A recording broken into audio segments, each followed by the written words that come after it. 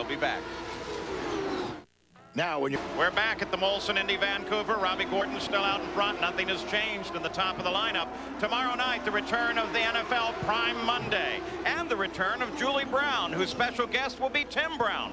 Don't miss Prime Monday tomorrow at 7:30 Eastern Time, 4:30 Pacific, here on ESPN. Fabi still embroiled in the battle with Tracy. Remember, the lead car is entitled to whatever racing line he wants to take, as long as you don't weave and try and block the driver behind. But you can position your car in the most advantageous piece of racetrack that helps you and makes things difficult for the pursuer, i.e. Paul Tracy in this case. Got a lot of good reaction at Loudon with this ticker, and we're still working on it, so if you like it, let us know. Robbie Gordon now with Nigel Mansell right on top of him. The battle is back for the lead, and there is traffic line ahead. Marco Greco just ahead of Robbie Gordon. Traffic may be a problem. He's the one that is first to the slower traffic. The traffic may move over and let the leading cars through, which means Mansell has the advantage. Key passing position through this first little curve at the end of the pits, then a quick bend, and then a hairpin, and that's where you can really come down on top of the car in front of you. Hard to believe Mansell is winless so far this year, having had such a spectacular year last year, and that's where you see Gordon take advantage of the traffic. He puts Marco Greco between himself and Mansell and pulls away. On lap 31, Al Unser Jr. into the pits. Jan? Well, right now they're 3/4 of the way through changing the tires. All the tires are on. He's up. That was a time pit stop, Paul. They did not wait for all the fuel. 10.4 seconds. I wonder why they didn't wait for all the fuel. I don't know, but one of the reasons they may have stopped early is because he was embroiled in a battle. Oh, Fabi's off. Teo Fabi in trouble. Locked in that great battle with Paul Tracy. You kind of wonder whether or not that had anything to do with it.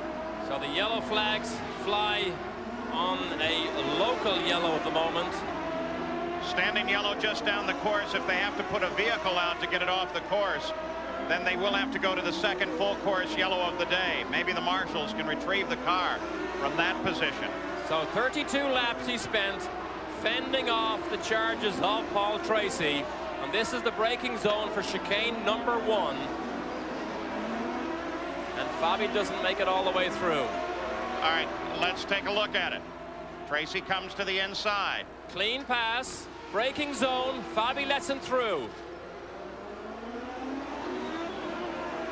Now here's where the accident occurred. Well, well, well.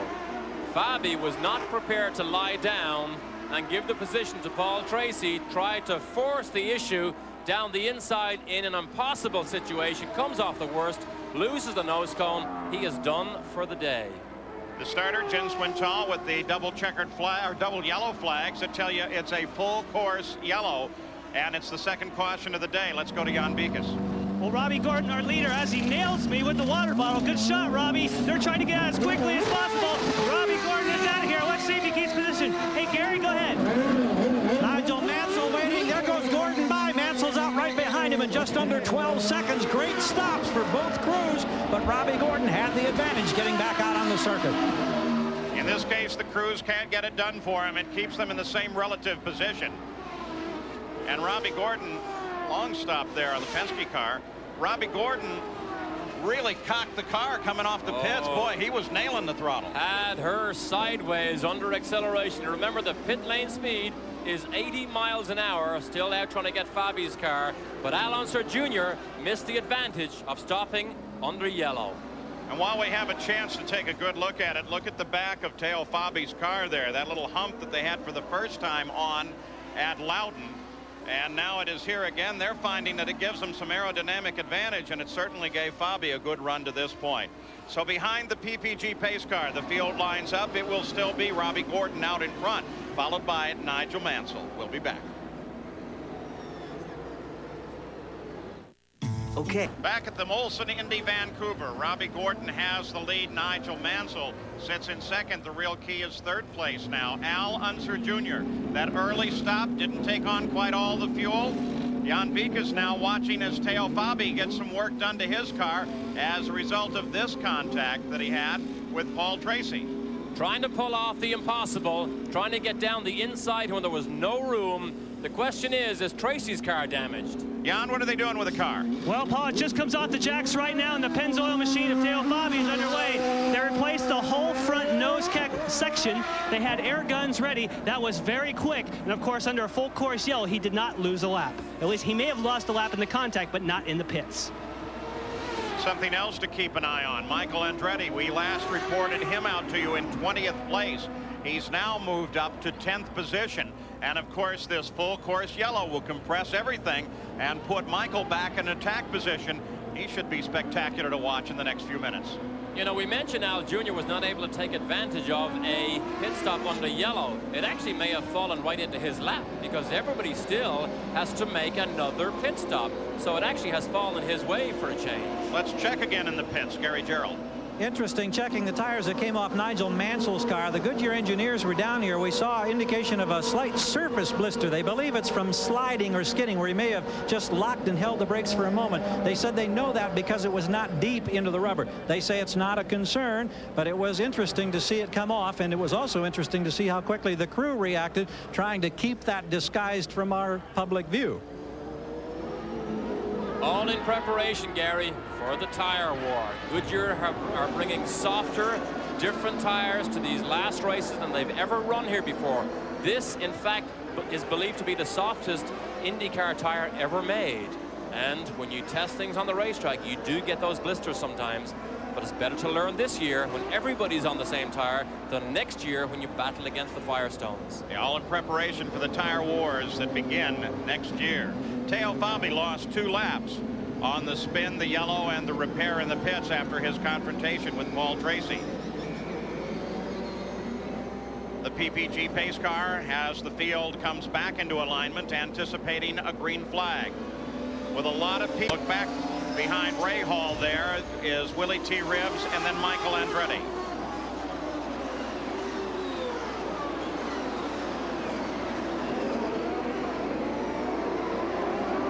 They come back to green, lap 35. Nigel Mansell on the charge. Jacques Villeneuve is not part of that fight. Remember, he had trouble and fell well behind. Al Unser Jr. is the 3rd place car on the circuit. And of course, Michael Andretti sitting back in 10th. Look at Mario on the charge on the inside. And now everybody has those fresh tires. On fresh tires, Gordon was up in the 106 mile-an-hour range earlier. That is a mile an hour quicker than Mansell has run all afternoon. Paul Tracy was in 3rd place before the yellow, but as a result of that confrontation with Teo Fabi, he now restarts in 8th position. Goodyear still embroiled in that battle. You can see him back there with Johansson. Here is 3rd gear chicane. Look at the cars kick sideways under acceleration. Mansell in pursuit of Robbie Gordon, who has led right from the start, 36 laps into the record book. And Robbie Gordon is on the pit road. You know what happened? He missed the corner.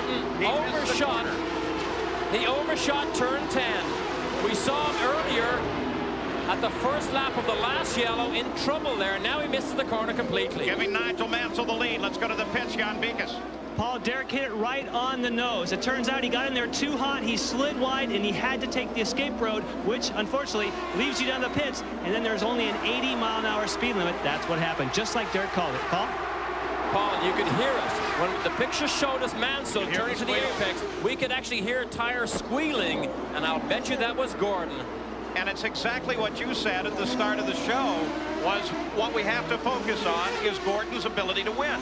The discipline, while you're leading and you're under pressure, you have to display that you're good enough to withstand it. And Gordon is in trouble now. He's on his way to the pit lane. Well, Robbie Gordon, who ran off the course through the pits, is back into the pits once again. And Jan Vikas waits for him. It turns out, Paul, that he has a puncture, so we are waiting in his pit. He's going to come down now for the 2nd time on pit road. We don't know which tire it is. We'll keep an eye out for you. Oh, I can see it. It's the right rear is flat on Robbie Gordon's car. So they'll go ahead and take the this opportunity to fill it up, change all 4 tires, but boy, with all these cars grouped up, this is going to move him all the way to the back of the pack. Let's just hope that when the others pit, he'll be able to make up that distance. Robbie's underway. Well, even despite his problem of having run through the pits, he only dropped into 5th place. But this stop has been devastating. Now, in fairness to Robbie Gordon, he obviously blamed himself for that indiscretion also, but he may have had the puncture under braking for turn 10 in that last lap. That may have been the reason why he went down the pit lane, but he didn't know it, we didn't know it, and he didn't stop. Robbie Gordon fell to 17th place. Let's go to Jan. We can tell you why he had a puncture. There was white paint on the wheel, which means that Robbie Gordon did have contact, it looked like, with one of the concrete barriers around the circuit here, Paul. There was a report that there may have in fact been contact with another car on the circuit. We'll try to keep track of that. And of course, what all of this does is brings Mansell into the lead. But look there, the 31 car. 2nd place, Al Unser Jr. Scott Goodyear is 3rd. Let's remember back that at Toronto, then this is Toronto, that Robbie Gordon was leading the race and with no problems at all, and then suddenly almost an identical situation, and away down the escape road he goes. There was the first golden opportunity he had to win an IndyCar race, and it wasn't to be. Those situations have been incredibly costly. Now Al Unser Jr. climbing on top of Mario Andretti as he tries to work his way through the field. Unser Jr. the 2nd place car. Andretti actually running back in the order now, and not a factor as a result of his contact early on in this fight. And Jacques Villeneuve back on the tail of the lead lap, sitting just in front of Nigel Mansell, the leader. Back at the Molson Indy Vancouver, keeping an eye on 3rd place Scott Goodyear. All over him has been Stefan Johansson for the past few laps. The leader of the race is Nigel Mansell. Al Unser Jr. is in 2nd place, but he is sitting about 2, almost 3 seconds back from Mansell. So they're not in contact at the moment. And as a matter of fact, little Al is having all of his problems trying to get around Mario Andretti. Bourbonnais is in trouble. This car run by Dennis McCormack. He's obviously stalled the engine, trying to get people to come and push him. But again, it's the braking zone at the hairpin at the end of this long back straight. Here's how he got there. Lock up the rear brakes. Locked him up under braking, chasing Parker Johnstone into the corner. Teo Fabi an anxious moment. And almost clips the rear wheels of Johnstone, but he does stall it and has to wait to get assistance from our very busy but very effective safety crew. Local yellow in this place only. Let's go to Jan Beekes, get an update on Robbie.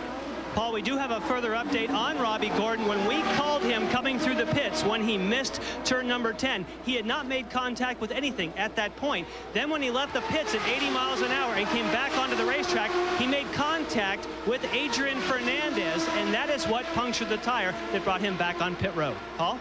Well, Robbie Gordon has only picked up 1 position, moved up to 16th place in the last couple of laps. Michael Andretti is moving his way up. Remember, we suggested he would. He was 10th when we came out of the yellow. He now runs in 5th and is right on top of Stefan Johansson. So this is now a 3-way battle. And Michael Andretti currently is the fastest race car on the track. Just turned a lap of 106.1, and everybody else is in the 105s as we get a good look over his shoulder at our Ford electronics. Notice this weekend we also have boost. Scott Goodyear sweeps across the front. The battle with Johansson now void for the moment. Now he may be a lot quicker than Johansson or than Scott Goodyear, but remember, they will not make things easy for him. He's got to find his own way by, but he did get by Johansson. So Michael Andretti moves into 4th place, now attacking at Goodyear. They're about 7 seconds behind the leader of the race, who is Mansell at this point. Al Unser Jr., while sitting in 2nd, has not closed perceptibly. Let's look at little Mike.